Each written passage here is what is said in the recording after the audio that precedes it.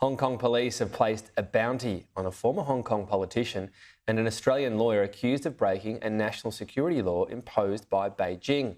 Melbourne lawyer Kevin Yam and Ted Hu, a former Hong Kong politician living in Adelaide, are the subject of a Hong Kong $1 million or Australian $191,000 bounty, which critics have labelled unprecedented. Joining me live is Daniela Gavshon, Australia Director at Human Rights Watch. Thanks for your time. Just talk us through the laws themselves. So much was spoken about them at the time, but what laws are they alleged to have broken here?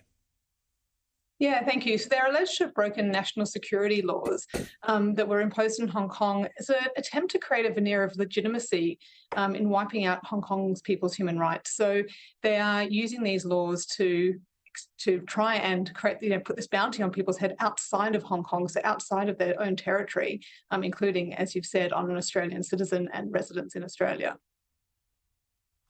There's been a pretty swift response from Australia. No surprise, guess what? The extradition isn't happening. Are there any countries that would actually cooperate in this manner? Look, I think we would really not expect any democracies to cooperate in this.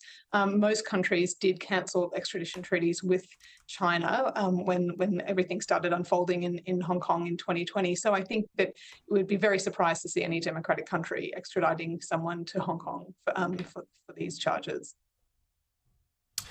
At the time, the pro-democracy protests were massive in Hong Kong. The response was, well, swift and unforgiving. It almost feels as though the move on has been, Hong Kong, it's mainland China. We're not going to get a good result there for democracy. Taiwan is the main game. Does Hong Kong feel somewhat forgotten about? And is that because the reality is nothing's going to change? It is mainland China and it's basically being subsumed in terms of the laws and what happens by the Chinese Communist Party? Yeah, look, this latest arrest is completely outrageous, and it certainly does show you the lengths that the Chinese government is willing to go to, that they're doing something as sort of outrageous in 2023 as putting a bounty on people's heads.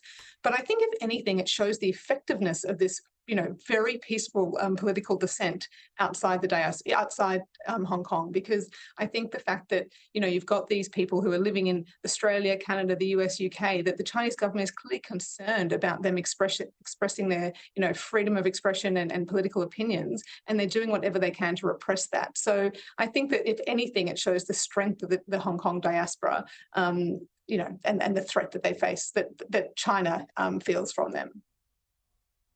What's the hope, if you like? If you're on the defence of democracy, how do you keep the embers burning for that in Hong Kong itself, given anyone as a significant part of the pro-democracy movement has basically had to leave?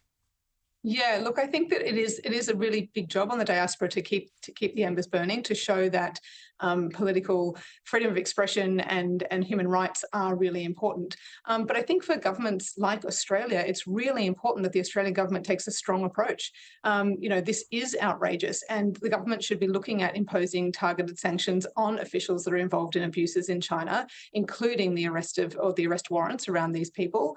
The government needs to be showing that it will protect its citizens, it will protect people in Australia, it will protect freedom of expression, and it needs to go to every length to show that.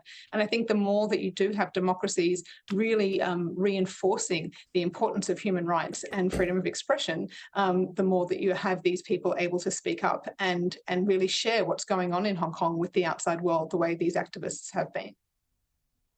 Can you see a situation where, I guess, unrest ferments enough for hundreds of thousands again to be taken to the streets in Hong Kong, given what happened in terms of the crackdown?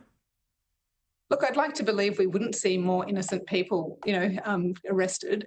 But, I think anything's possible with the CCP. They're showing themselves to be increasingly authoritarian, and they're showing themselves to be very threatened by activists. And so I think that, anything is possible. And that's why they really do need a strong message from governments like Australia to show them that we really find this unacceptable, and that governments like Australia will not put up with it, and especially when it affects their citizens. So I think that, I have little faith in what we can expect from Beijing, but I think we do need to place our faith in democratic governments to be really strong in supporting any activists, whether that be through visas or other measures, but really showing support to dissent.